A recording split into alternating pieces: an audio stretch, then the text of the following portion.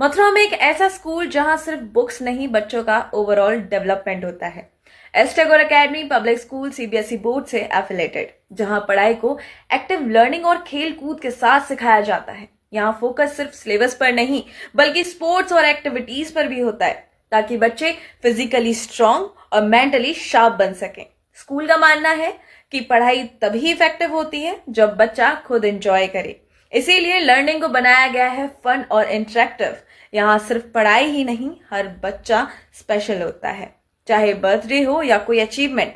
Teachers और staff सब मिलकर बच्चों को एनकरेज करते हैं। एडमिशन ओपन है प्ले ग्रुप से लेकर हायर क्लासेस तक। अगर आप अपने बच्चे के लिए चाहते हैं एक सेफ, पॉजिटिव और ग्रोथ ओरिएंटेड स्कूल, तो एडमिशन कराएं S Tagore academy public school Mathura में, जहां फ्यूचर को मिलती है सही डायरेक्शंस। एडमिशन के लिए आज ही कांटेक्ट करें और हाँ, फोटोज और वीडियोस खुद देखकर डिसीजन लीजिए।